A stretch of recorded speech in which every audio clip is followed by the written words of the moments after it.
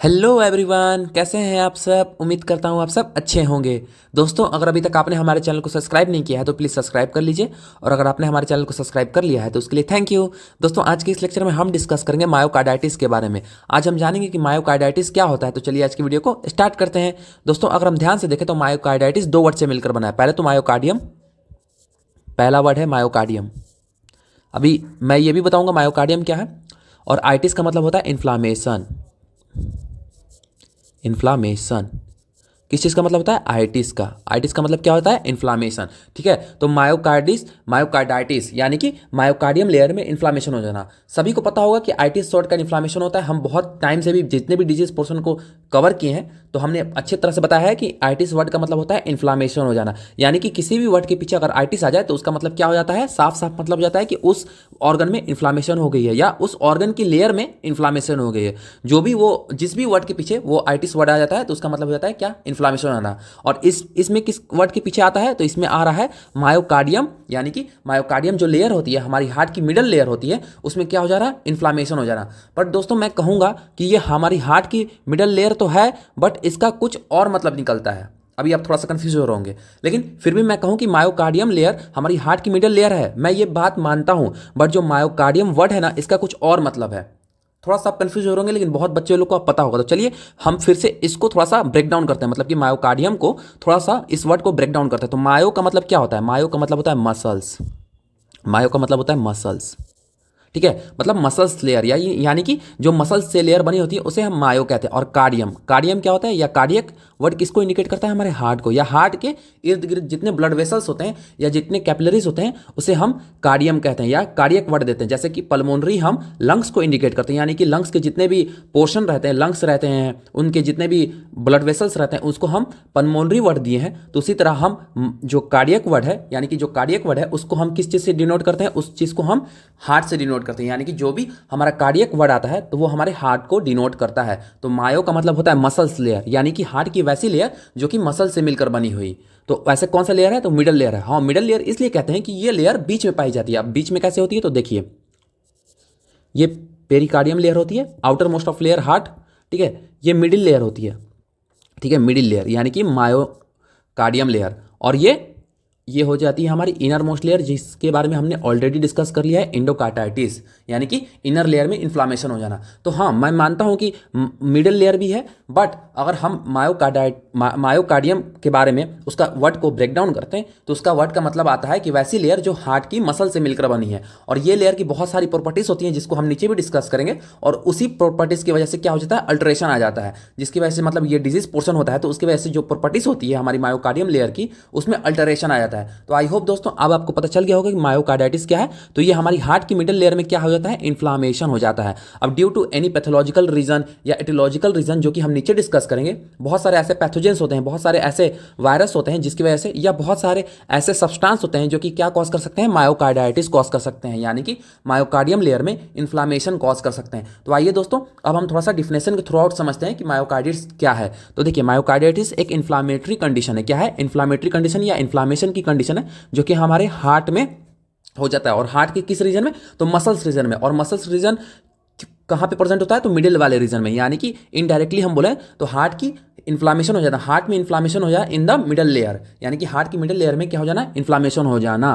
तो उसे ही हम क्या कहते हैं? मायोकार्डाइटिस कहते हैं। ये कंडीशन क्या करती है? अगर ये कंडीशन किसी पेशेंट में हो जाती है, यानी कि अगर मायोकार्डाइटिस किसी को हो जाता है तो उसके अंदर क्या हो जाता है? इनएबिलिटी टू रिड्यूस, मतलब इनएबिलिटी मतलब क्या हो जाता है कि जो एबिलिटी होती है हार्ट की वो रिड्यूस हो जाती है। अब हार्ट की क्या एबिलिटी होती है? अब सपोज कीजिए आपके घर का मोटर है, ठीक है, ये आपका मोटर है। मैं हमेशा हार्ट को मोटर ही कहता हूँ, क्योंकि सच बताऊँ तो ये मोटर ही है एक तरह से। हैंडमेड मतलब मैनमेड, सॉरी हैंडमेड नहीं, मैनमेड मोटर है हार्ट हमारा। पता है क्या है? मैं इसलिए आप हमेशा से अगर हमारी लेक्चर देखेंगे और वहाँ हार्ट का जिक्र होता है तो मैं उसे मोटर नाम दिया हूँ। सच बताऊँ, मैं मोटर नाम दिया हूँ, या बहुत सारे लोग मोटर नाम दिए हैं इसको। क्यों? क्योंकि ये मैन मेड है। क्या? मैन मेड नहीं है, नेचुरल मेड है, मोटर है। क्यों? क्योंकि ये ऐसा मोटर है जो कि हमारे ब्लड को पूरे थ्रू आउट सर्कुलेट करता है। कहाँ पे? हमारे बॉडी में। तो सपोज कीजिए कि अगर आपका मोटर ही खराब हो जाए तो क्या आपके घर में पानी अच्छे से सप्लाई होगा?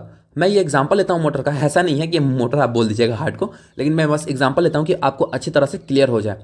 तो अगर सपोज कीजिए कि आपके घर में आपका मोटर खराब हो गया हो, तो क्या वो पूरे पानी को मतलब नीचे से मतलब बोरिंग में से क्या ऊपर छत तक ले जाएगा, आपके टंकी तक ले जाएगा? नहीं ले जाएगा। तो उसी तरह सपोज कीजिए कि अगर आपके हार्ट में मिडिल लेयर में, जो कि मिडिल लेयर का काम क्या है, एक चीज़ और मैं बता देता हूँ, मिडिल लेयर के अंदर एसो नोड पाया जाता है, एवी नोड पाया जाता है, और ऐसे ऐसे Purkinje fibre bundle of His पाए जाते हैं, जो कि क्या करते हैं, इलेक्ट्रिक इंपल्स जनरेट करते हैं। इलेक्ट्रिक इंपल्स तो वैसे ऐसे नोड ही जनरेट करता है, बट ये फर्दर क्या करते हैं, ये इलेक्ट्रिक ऐसे नोड फर्दर ट्रांसफर करता है, मतलब कि एवी नोड को, उसके बाद बंडल ऑफ हीज को, उसके बाद पुरकिंजी फाइबर को, और ये क्या होते हैं, पूरे हमारे हार्ट में सर्कुलेट होते हैं इलेक्ट्रिक इंपल्स, जिसकी वजह से हार्ट हमारा कॉन्ट्रैक्ट एंड रिलैक्स करता है। तो हमारा ऐसे नोड क्या करता है, ये हमारा पेस मेकर है। क्या है, हार्ट का पेस मेकर है, जिससे क्या होता है, इस पेस मेकर का मतलब होता है कि वैसा डिवाइस जो कि किसी चीज़ को जनरेट कर सके, यानी कि इलेक्ट्रिक को जनरेट कर सके। तो हमारा एसे नोड क्या है,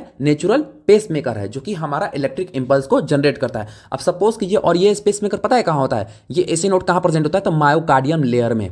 मायोकार्डियम लेयर में देखिए, इस अब डायग्राम में देखिए, ये प्रेजेंट होता है इस लेयर में, यहाँ पे जस्ट हमारे मायोकार्डियम लेयर में प्रेजेंट होता है, जो कि मस्कुलर लेयर होता है, यानी कि जो कि ऐसा लेयर से मिलकर बना होता है, ऐसे मसल से मिलकर बना होता है, जो कि कॉन्ट्रैक्ट करते हैं और रिलैक्स करते हैं। हमारा जो इंडोकार्डियम लेयर होता है वो कॉन्ट्रैक्ट नहीं करता है, हमारा जो पेरिकार्डियम लेयर होता है हार्ट का, वो भी कॉन्ट्रैक्ट नहीं करता। जो हमारा मायोकार्डियम लेयर होता है ना, वही कॉन्ट्रैक्ट करता है। अब सपोज कीजिए मोटर का जो मेन फंक्शन है, जो मेन उसका पार्ट है, वही खराब हो जाए, तो क्या आपका मोटर पानी पहुंचाएगा? नहीं पहुंचाएगा। तो उसी तरह जो मायोकार्डियम में इन्फ्लामेशन हो जाती है, जो हमारी मायोकार्डियम लेयर में इन्फ्लामेशन हो जाती है, जिसकी वजह से क्या हो जाता है कि inability to pump blood throughout the body, यानी कि जो हमारा ब्लड है वो थ्रू आउट द पंप नहीं हो पाता। क्यों नहीं हो पाता?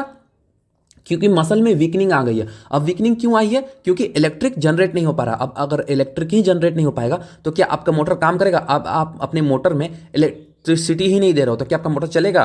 तो उसी तरह जब हमारे हार्ट में इन्फ्लामेशन हो गई है, कहाँ पे? मायोकार्डियम लेयर में, यानी कि मायोकार्डाइटिस हो गई है, और वहीं पे क्या प्रेजेंट है? वहीं पे हमारा प्रेजेंट रहता है एसे नोड, यानी कि जो कि इलेक्ट्रिक क्या करता है, इलेक्ट्रिक क्या करता है, जनरेट करता है। अब इलेक्ट्रिक ही जनरेट नहीं होगा तो हमारा हार्ट अच्छे से कॉन्ट्रैक्ट एंड रिलैक्स नहीं होगा, यानी कि कॉन्ट्रैक्ट ही नहीं होगा, और कॉन्ट्रैक्ट नहीं होगा तो जाहिर सी बात है कि हमारे वाइटल ऑर्गन को, अदर वाइटल ऑर्गन, हार्ट भी हमारा वाइटल ऑर्गन है, हार्ट से अलावा यानी कि अदर ऑर्गन, जैसे कि हमारा लंग्स हो गया, हमारा किडनी हो गया, उस तक प्रॉपर अमाउंट में ब्लड सप्लाई नहीं पहुंचेगा, जिसकी वजह से हमें क्या देखने को मिलेगा?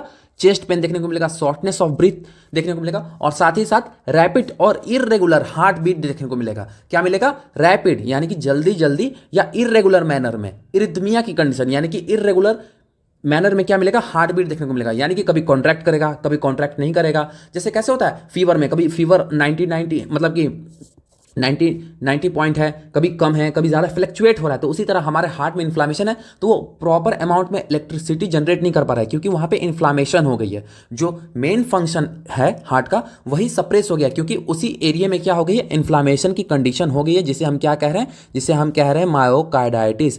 क्या कह रहे हैं? मायोकार्डाइटिस, यानी कि मायोकार्डियम लेयर में इन्फ्लामेशन हो जाए, यानी कि हार्ट की वैसी लेयर जो कि मस्कुलर लेयर होती है और जो कॉन्ट्रैक्ट करती है हार्ट को, उसी लेयर में क्या हो जाना? इन्फ्लामेशन हो जाना। तो दोस्तों आई होप आपको अब क्लियर हो गया होगा मायोकार्डियम क्या है और मायोकार्डाइटिस क्यों होता है। तो थोड़ा सा क्लियर हो गया, तो लेकिन फिर भी हम थोड़ा सा ये जानते हैं कि इसका most of the causative agent क्या है। मतलब कि बहुत ज़्यादा अगर ये मायोकार्डाइटिस की सिचुएशन होती है, यानी कि इन्फ्लामेशन की कंडीशन होती है हमारी मायोकार्डियम लेयर में, तो वो क्यों होती है? तो ये मोस्ट ऑफ द कॉज है इसका वायरस, यानी कि वायरस की वजह से क्या हो जाता है कि मायोकार्डाइटिस होने के चांसेस इंक्रीज हो जाते हैं। यानी कि कुछ ऐसे वायरस हैं जो कि हम नीचे फर्दर डिस्कस करेंगे, लेकिन मैं थोड़ा बता दूं कि सिंप्लेक्स हर्पस वायरस या एडिनो वायरस, ऐसे ऐसे कुछ वायरस होते हैं जो कि क्या कर देते हैं? चांसेस इंक्रीज कर देते हैं किस चीज़ के? मायोकार्डाइटिस होने के। वैसे तो बैक्टीरियल भी हैं, वो भी हम डिस्कस करेंगे, लेकिन एक होता है ना कि फेवरेबल इन्वायरमेंट, जैसे कि हमने इंडोकार्डाइटिस में फेवरेबल इन्वायरमेंट यानी कि फेवरेबल बैक्टीरिया को हमने डिस्कस किया था, जो कि होता था ग्रुप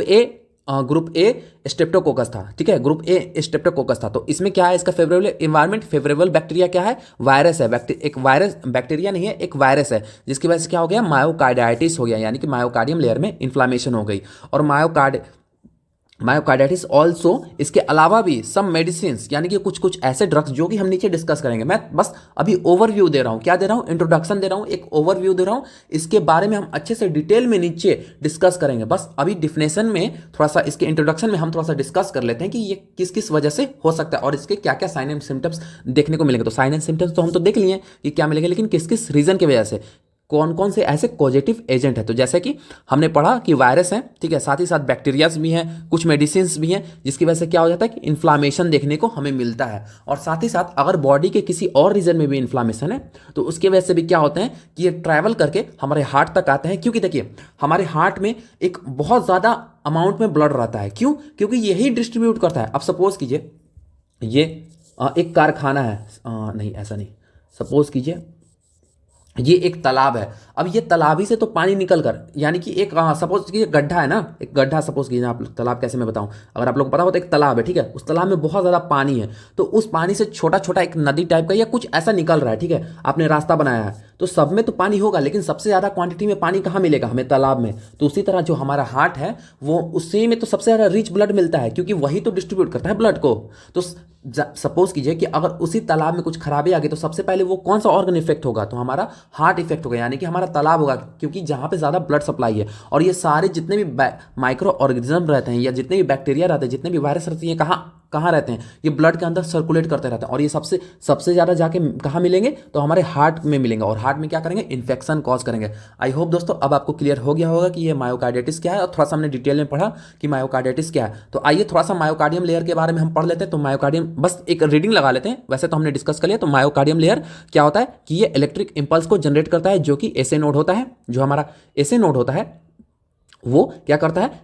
इलेक्ट्रिक इंपल्स को जनरेट करता है, जो कि स्पेसिफिक मसल सेल से मिलकर बना होता है, जो कि मायोकार्डियम लेयर में प्रेजेंट होता है। और ये मायोकार्डियम लेयर कहाँ प्रेजेंट होता है? तो इंडोकार्डियम और पेरिकार्डियम लेयर के बीच में प्रेजेंट होता है। तो आई होप दोस्तों अब आपको क्लियर हो गया होगा मायोकार्डाइटिस क्या है। थोड़ा सा हमने डिटेल में पढ़ा, लेकिन मैं उम्मीद करता हूं कि अब अगर आप कॉजेस पढ़ोगे, अब आप इसके साइन एंड सिम्टम्स पढ़ोगे, तो आपको बिल्कुल अच्छी तरह से क्लियर हो जाएगा। क्योंकि हमारे अगर हार्ट को इफेक्ट होता है किसी कोई भी चीज़, सपोज कीजिए अगर आपके आपके ऐसे ऑर्गन, यानी कि हमारा एक ऐसा हार्ट एक ऐसा ऑर्गन है जो कि वाइटल ऑर्गन है, अगर हमारे हार्ट ही काम ना करे प्रॉपर तरह से, तो आप उम्मीद कर सकते हो कि क्या क्या हमें साइन एंड सिम्टम्स देखने को मिलेंगे। तो आइए हम इसके अब एक एक कॉजेस को, यानी कि पॉजिटिव एजेंट, यानी कि ऐसे एजेंट जो कि मायोकार्डाइटिस कॉज कर सकते हैं, उसको हम डिस्कस करते हैं। तो देख लीजिए ये नॉर्मल डायग्राम है हमारा हार्ट का, जिसके अंदर कोई भी इन्फ्लामेशन की प्रोसेस नहीं देखी गई है। बट अगर आप यहाँ देखोगे तो यहाँ पे क्या हो गया है कि मायोकार्डियम लेयर में, यानी कि मिडल लेयर में हार्ट में, यानी कि मसल लेयर में, कुछ भी बोल लो आप, मिडल लेयर बोल लो या मसल लेयर में बोल लो, क्या हो गया है कि वहाँ पे इन्फ्लामेशन देखने को मिल गया। और अगर इन्फ्लामेशन देखने को मिल गया है तो वो कुछ ऐसा देखने को मिला है, यानी कि थोड़ा सा टेंडरनेस, यानी कि सूजा हुआ दिख रहा है, थोड़ा सा वो इन्फ्लाम हो गई है, वो एरिया थोड़ी सी बहुत ज़्यादा नैरविंग हो गई है, जिसकी वजह से क्या होगा, साइन एंड सिम्टम्स तो हम अच्छे तरह से पढ़ेंगे, लेकिन आपको थोड़ा सा इसमें चेंजेस देखने को मिला होगा। सपोज कीजिए इसमें 200 ml तो हालांकि नहीं आता होगा, लेकिन 200 ml इसमें ब्लड आ रहा है, बट इसमें कितना आएगा? 150 ml या 100 ml ही तक आएगा। क्यों? क्योंकि इसका साइज देखिए, आप डायमीटर देखो ना, इसका इन्फ्लामेशन की वजह से डायमीटर कितना कम हो गया है। तो आप उम्मीद कर सकते हो कि इसके वजह से क्या क्या साइन एंड सिम्टम्स देखने को मिलेंगे। दोस्तों नर्सिंग सॉल्यूशन का यही एम है कि आप किसी भी चीज़ को पढ़ो तो इतने अच्छे से पढ़ो ना कि आपको अच्छी तरह से क्लियर हो जाए, और बाद में आपको उस चीज़ के बारे में पढ़ने की जरूरत ना पड़े। क्योंकि मैं बहुत नॉर्मल लैंग्वेज, और एक होता है ना एकदम ऐसा लैंग्वेज में बता देता हूँ कि आपको क्लियर हो जाए। ठीक है, मैं मानता हूँ बीएससी नर्सिंग पूरा इंग्लिश में होता है, इंग्लिश में बोलना चाहिए, इंग्लिश में मतलब कि करना चाहिए, बट आप डिफिनेशन समझने के लिए अपने ऑन लैंग्वेज में समझो ना कि क्या है क्या नहीं है, तो आपको बहुत अच्छे तरह से दिमाग में बैठेगा, और आप लिखने के लिए तो आराम से लिख दोगे। मैं इतना जानता हूँ कि आप इतने हो कि आप अच्छे से इंग्लिश में लिख सकते हो, बट आपको समझने के लिए हिंदी तो समझना होगा ना। सारे बच्चे मतलब इंग्लिश में तो समझ नहीं सकते हैं, तो इसीलिए मैं डिफिनेशन के साथ साथ मैं हर एक चीज़ को हिंदी में चाहता हूँ कि तोड़ दूँ कि आपको अच्छे तरह से क्लियर हो जाए। तो आइए सबसे पहले अब इसको हम कॉजेज़ को देखते हैं कि सबसे पहले इसके कॉजेज़ क्या हैं। तो मोस्ट ऑफ टाइम तो कॉजेज़ अननोन होते हैं, बहुत सारे ऐसे डिजीज़ हैं जिसके मोस्ट ऑफ टाइम कॉजेज़ क्या होते हैं? अननोन होते हैं। बट साथ ही साथ इसका मोस्ट कॉज है, अगर देखिए ऐसा तो कॉज अननोन है, बहुत ज़्यादा इसकी कॉज देखे नहीं गए कि किस वजह से होता है, बट अगर थोड़ा थोड़ा मतलब कि सपोज कीजिए 100% क्या है ना, 100% ये डिजीज़ है, मैं थोड़ा सा और डिटेल बताता हूँ।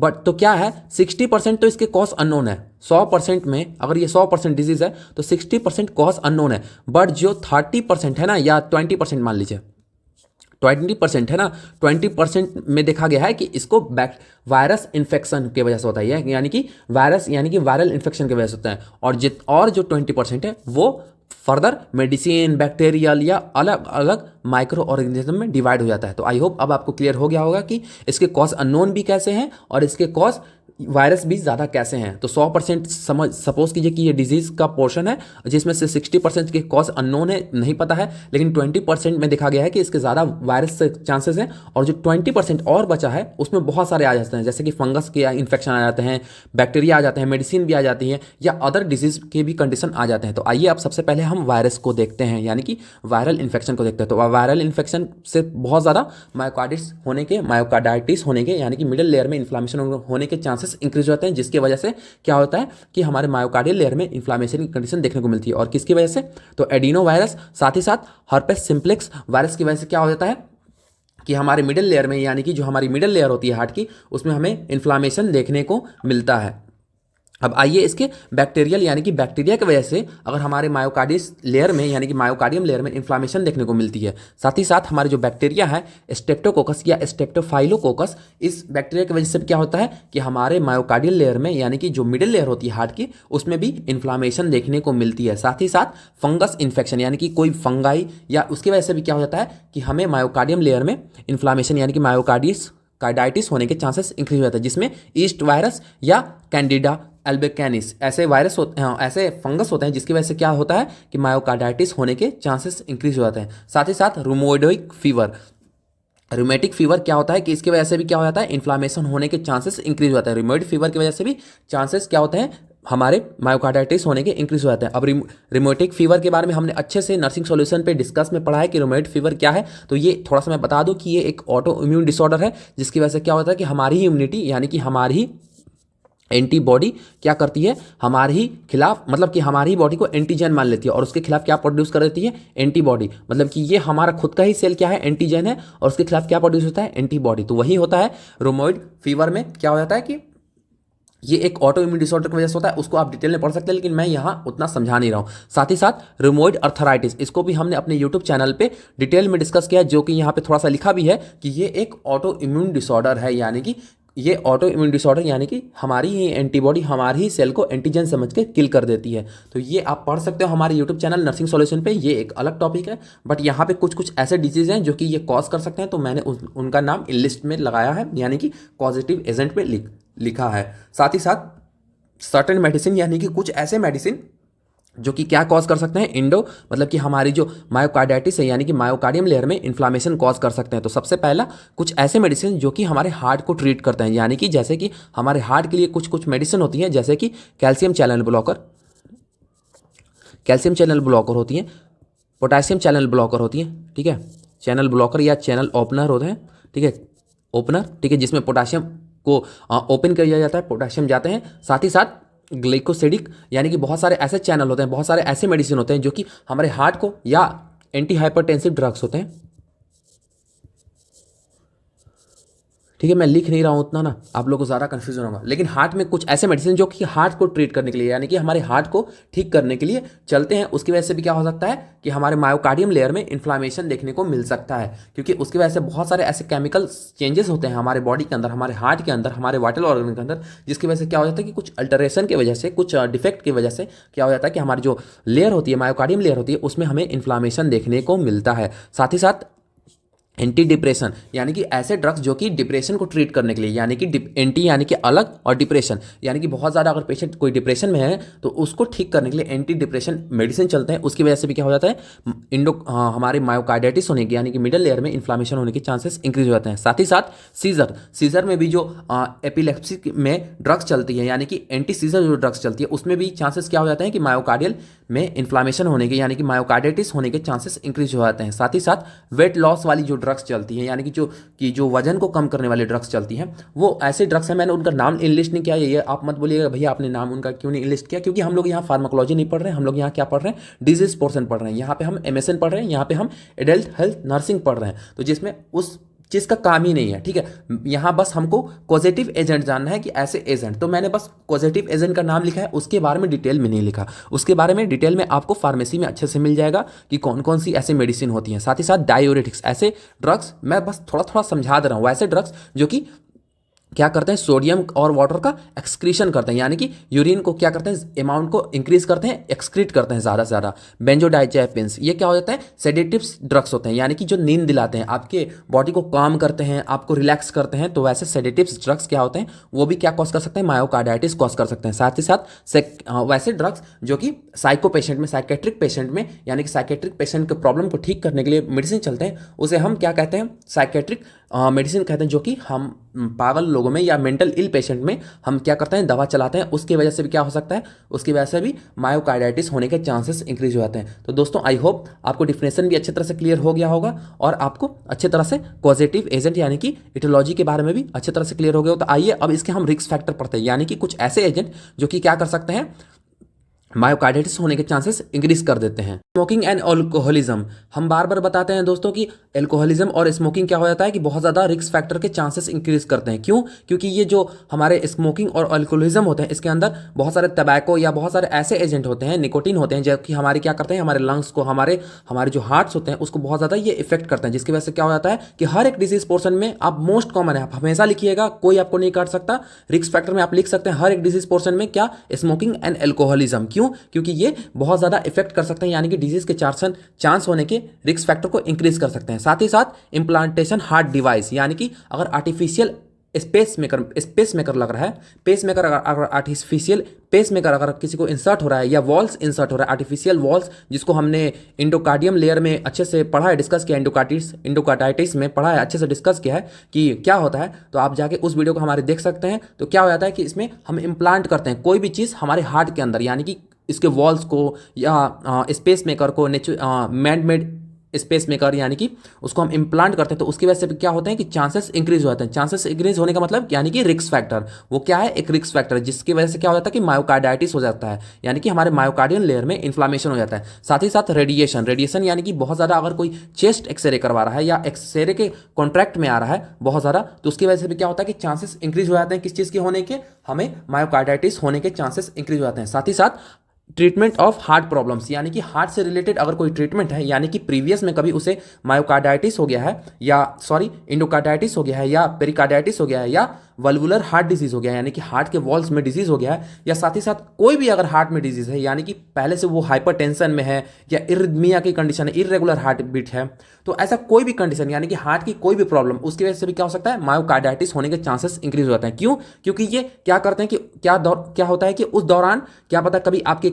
किसी केमिकल से, किसी माइक्रो ऑर्गेनिज्म से मतलब कि कांटेक्ट हुआ हो, और उसकी वजह से क्या होता है कि इन्फ्लामेशन होने के चांसेस इंक्रीज हो जाते हैं। किस में? हमारे मायोकार्डियल लेयर में, यानी कि हार्ट के मिडिल लेयर में इन्फ्लामेशन होने के चांसेस इंक्रीज हो जाते हैं। साथ ही साथ डायबिटीज मेलाइटस, यानी कि डायबिटीज भी एक बहुत ज़्यादा एक कॉमन हमारा रिस्क फैक्टर है किसी भी डिजीज के अंदर, यानी कि डायबिटीज का कोई भी पेशेंट है तो उसमें बहुत ज़्यादा चांसेस इंक्रीज रहते हैं कि अदर डिजीज होने के। तो साथ ही साथ यहाँ पे किस चीज़ के चांसेस इंक्रीज करता है डायबिटीज मेलाइटस, तो यहाँ पे हार्ट के अगर हम संबंधित डिजीज को पढ़ रहे हैं, तो यानी कि हार्ट में जितने भी डिजीज होते हैं उसके चांसेस को क्या करता है, ये इंक्रीज करता है। साथ ही साथ एड्स भी एक क्या है, इम्यून को सप्रेस करने वाला डिजीज है, जिसकी वजह से क्या होता है, सिंड्रोम है, यानी कि ग्रुप ऑफ डिजीज है। तो इसमें क्या होता है कि बहुत सारे हमारे डिजीज क्या होते हैं, एक्टिव फॉर्म में हो जाते हैं। क्यों? क्योंकि हमारा इम्यूनिटी जो है वो सप्रेस हो जाता है। तो उसकी वजह से भी क्या होता है, इन्फ्लामेशन की प्रोसेस एक क्या होता है कि एक्टिव हो जाता है, यानी कि हमारे बॉडी के अंदर इन्फ्लामेशन की कंडीशन डेवलप होने लगती है। क्यों? क्योंकि इन्फ्लामेशन क्यों होता है, किसी भी एंटीजन की वजह से, और एंटीजन क्या होता है, बैक्टीरिया, यानी कि कोई भी बैक्टीरिया, वायरस, यानी कोई भी माइक्रो ऑर्गेनिज्म, वो बैक्टीरिया भी हो सकता है, फंगस भी हो सकता है,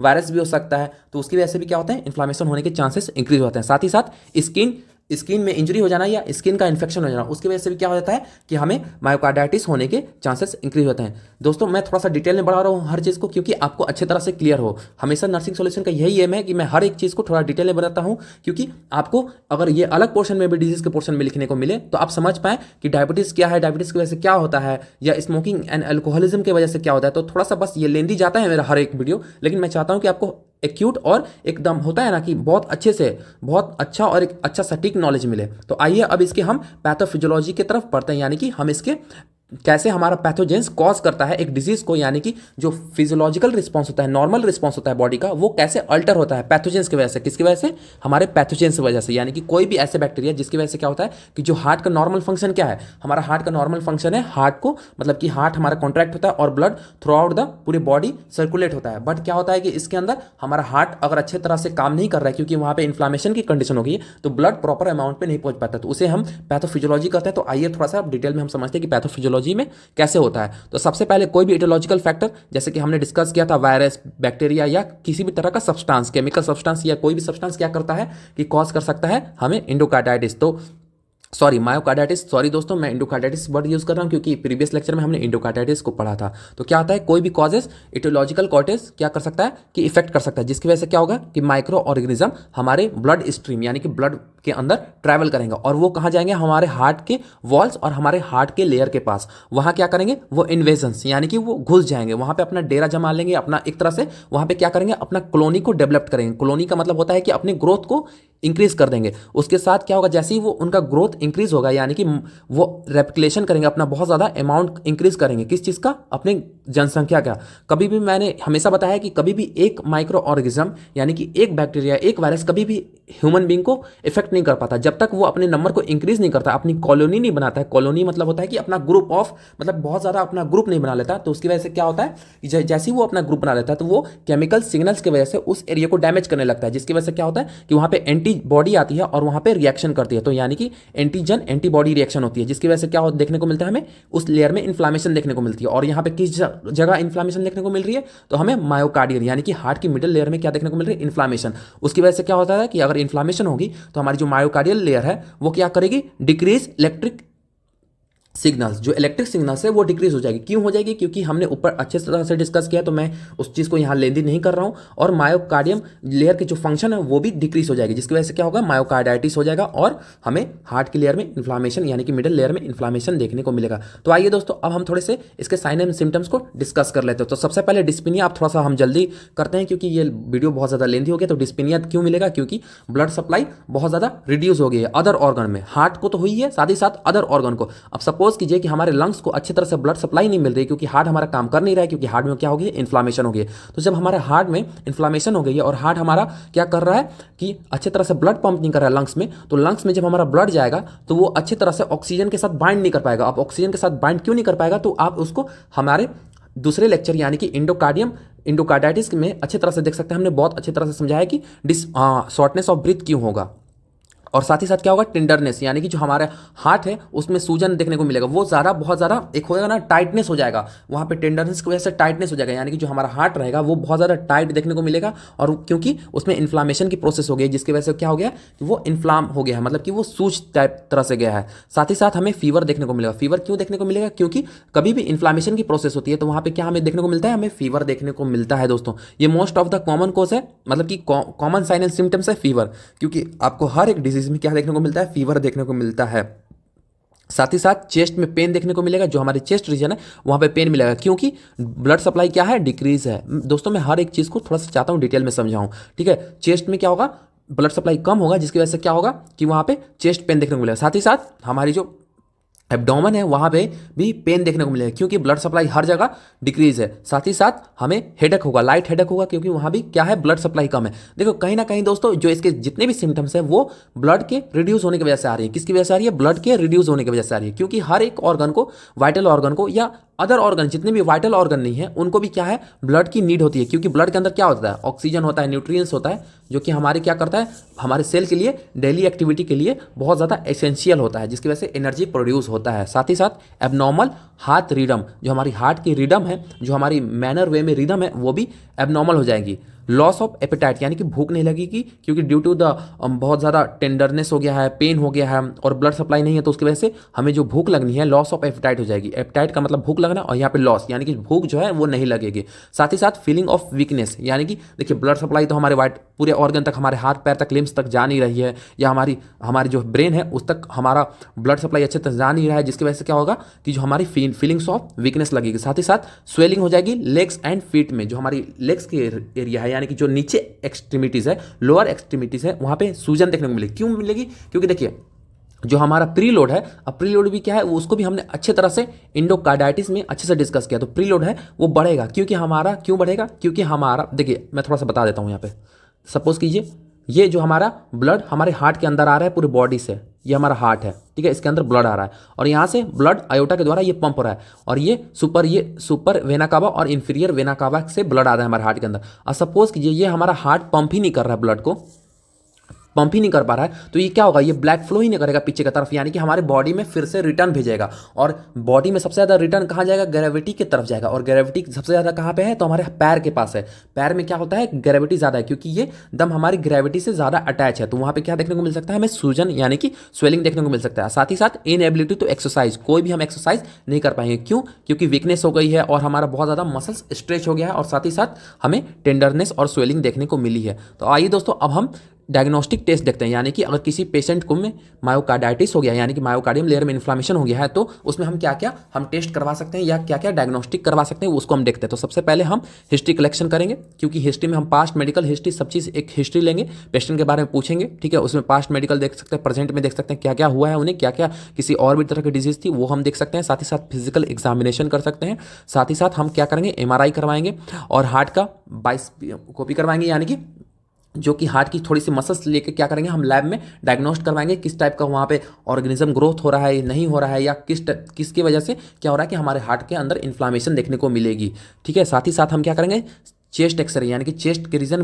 में क्या करेंगे, चेस्ट एक्सरे करवाएंगे और लंग्स के रीजन में हम क्या करेंगे, आइडेंटिफाई करेंगे कि कितना ज़्यादा इन्फ्लामेशन का प्रोसेस हो गया। साथ ही साथ कार्डियक कैथेटराइजेशन करेंगे, यानी कि कैथेटर के द्वारा हम कार्डियक रीजन को अच्छी तरह से स्टडी करेंगे, चेंबर में स्टडी करेंगे कि कहाँ पे एग्जैक्ट इन्फ्लेमेशन हुआ है तो कहाँ पे हुआ है। साथ ही साथ ECG यानी कि इलेक्ट्रोकार्डियोग्राम करवाएंगे, यानी कि ECG देखेंगे कि हार्ट के रिदम अच्छे तरह से काम कर रहे हैं या नहीं कर रहे हैं, यानी कि जो हार्ट का लबडब साउंड है या इसके अलावा भी जो हार्ट का रिदम है, जो ऐसे STQ आपने देखा हो, पढ़ा होगा, STQ और ऐसे कुछ नोट्स होते हैं जो कि ऐसे ऐसे फ्लो करते हैं, तो वो रिदम अच्छा है या नहीं है उसको हम किस चीज़ में आइडेंटिफाई करते हैं, उसको हम ECG में आइडेंटिफाई करते हैं। साथ ही साथ इकोग्राम करेंगे, जिसमें हम हार्ट को साउंड के द्वारा, यानी कि एक तरह से ये USG ही है, इसमें क्या करते हैं कि साउंड के द्वारा, साउंड के हेल्प से हम हार्ट के नॉर्मल एक्टिविटी को या किसी एबनॉर्मल एक्टिविटी को आइडेंटिफाई करते हैं। साथ ही साथ हम ब्लड टेस्ट करवाएंगे, ये तो मोस्ट कॉमन है, किसी भी डिजीज में क्या करते हैं हम ब्लड टेस्ट करवाते ही हैं, CBC करवाते हैं, मोस्ट कॉमन है, ठीक है। साथ ही साथ अब हम कुछ मेडिकल मैनेजमेंट देखते हैं कि मेडिकल मैनेजमेंट में हम क्या क्या कर सकते हैं। तो सबसे पहले मेडिकल मैनेजमेंट में हम एंटीबायोटिक देख सकते हैं, एंटीबायोटिक थेरेपी देख सकते हैं, जिसकी वजह से अगर किसी भी तरह का अगर बैक्टीरियल इन्फेक्शन है तो उसको हम किल कर सकते हैं। साथ ही साथ हम एंटीवायरल ड्रग्स दे सकते हैं, जो कि वायरस को क्या करेगा, किल करेगा। साथ ही साथ जो अगर हार्ट की हमारी क्या हो गया, हार्ट में हमारे डैमेज हो गया, जो हार्ट हमारा अच्छी तरह से हार्ट फेलियर की कंडीशन हो गई, हार्ट हमारा पंप नहीं कर रहा है, तो ऐसे ड्रग्स दे सकते हैं, जैसे कि कार्डियक ग्लाइकोसाइड्स दे सकते हैं, ऐसे एजेंट जो कि हमारे हार्ट की एक्टिविटी को इन्हेंस कर सकें, मतलब कि हमारी हार्ट की एक्टिविटी को इंक्रीज कर सकते हैं, जिसकी वजह से क्या होगा कि जो साइन एंड सिम्टम्स डेवलप हो रहे हैं वो रिड्यूस होंगे, जिसकी वजह से हमारे हार्ट अच्छी तरह से पंप करेगा और जितने भी वाइटल ऑर्गन है उनको ब्लड सप्लाई मिलेगा। तो उसमें क्या क्या आ सकता है, calcium channel blocker, cardiac glycoside आ सकता है, कैल्शियम चैनल ब्लॉकर आ सकता है और साथ ही साथ एंटी हाइपरटेंसिव ड्रग्स भी आ सकता है, जो कि प्रीलोड को कम करेगा और हाइपरटेंशन को कम करेगा। साथ ही साथ इन्फ्लामेशन, पेन और फीवर को रिड्यूस करने के लिए हम कॉर्टिकोस्टेरॉइड भी दे सकते हैं। ये सारे हमारे मेडिकल मैनेजमेंट थे। अब हम कुछ सर्जिकल मैनेजमेंट कर सकते हैं कि अगर पेशेंट इसकी वजह से भी ट्रीट नहीं हो रहा तो हम क्या करेंगे कि अगर सपोज कीजिए कि हमारे जो इलेक्ट्रिकल नेचुरल पेस मेकर है अगर वो डिफेक्ट हो गया है, ऐसे नोट डिफेक्ट हो गया, तो हम क्या करेंगे, मैन मेड जो स्पेस मेकर है उसको हम इंड्यूस कर सकते हैं, उसको हम इंसर्ट कर सकते हैं, लगा सकते हैं और साथ ही साथ जो डोनर हार्ट है, मतलब कि जो हार्ट है उसको डोनेट कर देंगे, यानी कि दूसरे हार्ट को एक्सचेंज कर सकते हैं, मतलब कि हार्ट को हम रिप्लेस कर सकते हैं। जैसे कि हमारा लंग्स को रिप्लेस किया जाता है तो उसी तरह हम हार्ट को रिप्लेस कर सकते हैं किसी डोनर हार्ट के वजह से, मतलब कि किसी का अगर हेल्दी हार्ट है तो उसको हम डोनर हार्ट से लेकर और उस अपने जो इफेक्टिव मतलब जो खराब हार्ट है उसको हम एक्सचेंज कर देंगे, यानी कि हार्ट का ट्रांसप्लांटेशन करना। मैं सिंपल वर्ड में बोलूँ तो हार्ट को हम ट्रांसप्लांट कर देंगे, यानी कि दूसरे हार्ट को, यानी कि एक हेल्दी हार्ट को अपने अंदर इंसर्ट कर लेंगे, मतलब जो भी पेशेंट है उनके अंदर इंसर्ट कर देंगे और जिसकी वजह से उनका जो डेली एक्टिविटी है, जो भी उनकी डिजीज पोर्शन है वो पूरी तरह से खत्म हो जाएगी। तो आइए दोस्तों, अगर कोई पेशेंट अगर मायोकार्डाइटिस को ट्रीटमेंट नहीं लेता है, ठीक है, मायोकार्डाइटिस का ट्रीटमेंट नहीं लेता है जो कि मिडिल लेयर का इन्फ्लामेशन है, तो उसकी वजह से क्या क्या कॉम्प्लिकेशन देखने को मिल सकता है। तो आइए हम थोड़ा सा उस कॉम्प्लिकेशन को भी डिस्कस कर लेते हैं कि क्या क्या कॉम्प्लिकेशन देखने को मिलेगा। तो सबसे पहले कार्डियोमायोपैथी क्या है, तो ये क्या है, जो हमारा कार्डियम लेयर है यानी कि जो मिडल लेयर है उसमें क्या हो जाता है, इन्फ्लामेशन हो जाता है, जिसकी वजह से क्या होता है कि जो हमारा हार्ट का नॉर्मल एक्टिविटी होता है वो क्या होता है, डिक्रीज हो जाता है। क्यों? क्योंकि जो हमारा मिडिल लेयर में क्या हो जाता है, बहुत ज़्यादा थिकनिंग हो जाता है, इनलार्जमेंट हो जाता है। इसके एक डिजीज पोर्शन है, उसको हम बहुत अच्छी तरह से एक सेपरेट वीडियो में पढ़ेंगे कि कार्डियो मायोपैथी क्या है। तो हम थोड़ा सा बस डिटेल में जानते हैं कि क्या होगा कॉम्प्लिकेशन कार्डियो मायोपैथी। मैं थोड़ा सा बताना चाहूँ अगर इस डायग्राम में, तो मैं सिर्फ वेंट्रिकल को ड्रॉ कर रहा हूँ, ठीक है। रुकिए मैं पूरा ही ड्रॉ कर देता हूँ, ठीक है। ये क्या है, ये वेंट्रिकल्स है, ये बोथ वेंट्रिकल्स है, ये राइट है, ये लेफ्ट है, ठीक है, और ये हमारा राइट वेंट्रिकल्स है। तो क्या होगा कि इसका बहुत ज़्यादा इन्लार्जमेंट हो जाएगा यहाँ मसल्स का, इन्फ्लामेशन की वजह से, जिसे हम क्या कहते हैं, कायोमायोपैथी कहते हैं। जिसकी वजह से क्या होगा कि सफिशिएंट अमाउंट में क्या होगा, ब्लड सप्लाई नहीं पहुँचेगा, वो सफिशिएंट अमाउंट में ब्लड सप्लाई नहीं पहुँचेगा, और बॉडी तक एक प्रॉपर अमाउंट में ब्लड सप्लाई ना पहुँचने की वजह से जो हमारी बॉडी के अदर वाइटल ऑर्गन है वो धीरे धीरे क्या होंगे, डिक्रीज होने लगेंगे, उनकी एक्टिविटी डिक्रीज होने लगेंगी, जिसकी वजह से बहुत सारी डिफिकल्टी हो सकती है हमारी बॉडी के अंदर। साथ ही साथ हमारे लंग्स में इशू मिलेगी। क्यों? क्योंकि डिक्रीज द ब्लड सप्लाई हो गई है हमारे लंग्स में। अगर ब्लड सप्लाई डिक्रीज हो गया तो उसकी वजह से क्या होगा, हमारा लंग्स डैमेज होगा। साथ ही साथ इरिथमिया, इरिथमिया का मतलब होता है कि irregular heart beat, heart beat का इरेगुलर हो जाना। क्यों? क्योंकि देखिए अब हमारे हार्ट के जो सेल्स हैं, मायोकार्डियम सेल्स हैं, जो कि हार्ट को क्या करते हैं, जनरेट करते हैं, हार्ट बीट को जनरेट करते हैं। अब वही डैमेज हो गया है तो क्या होगा, हार्ट बीट में चेंजेस आने को मिलेगा, जिसकी वजह से क्या होगा, कभी हार्ट बीट इंक्रीज होगा तो कभी डिक्रीज होगा, जिसकी वजह से अचानक एक होता नहीं है शॉक, कभी अचानक से बढ़ जाएगा, कभी अचानक से घट जाएगा, क्योंकि एबनॉर्मल हो गई है हार्ट बीट। क्यों? क्योंकि ड्यू टू द इन्फ्लामेशन की कंडीशन। साथ ही साथ हार्ट फेलियर हो सकता है, मतलब हमारा हार्ट है वो काम करना बंद कर देगा। अगर अनट्रीटेड मायोकार्डियम मतलब कि मायोकार्डाइटिस हो गया तो क्या होगा कि हमारी जो हार्ट की सेल्स हैं वो डैमेज हो जाएंगे, और उसके वजह से क्या होगा, जो हमारे हार्ट का फंक्शन है ब्लड को पंप करना वो अच्छे तरह से नहीं होगा, जिसकी वजह से क्या होगा कि हार्ट फेलियर के चांसेस इंक्रीज होंगे। साथ ही साथ कार्डियक ग्लाइकोजेनिक शॉक, इसमें क्या हो जाता है, कार्डियो ग्लाइकोजेनिक शॉक में कि इनएडिक्वेट ब्लड सप्लाई इनटू हार्ट। क्योंकि देखिए अब हार्ट क्या करता है, हार्ट भी हार्ट को ब्लड देता है। क्या करता है, हार्ट भी हार्ट को ब्लड देता है। कैसे? क्योंकि जो कोरोनरी आर्टरी होती है उससे हार्ट को हमें ब्लड सप्लाई मिलता है। कब मिलता है? जब हार्ट हमारा कॉन्ट्रैक्ट होता है, जब वेंट्रिकल कॉन्ट्रैक्ट होता है तो वहीं से क्या होता है कि हमारी कोरोनरी आर्टरी निकलती है, अराइज होती है, और वो हमारे हार्ट को ब्लड सप्लाई देती है। अब सपोज कीजिए कि हमारे हार्ट को ब्लड सप्लाई ही नहीं मिल रहा है तो क्या होगा, कार्डियोजेनिक शॉक भी हो सकता है, जिसकी वजह से क्या होगा कि हमारा हार्ट अच्छी तरह से काम नहीं कर पाएगा।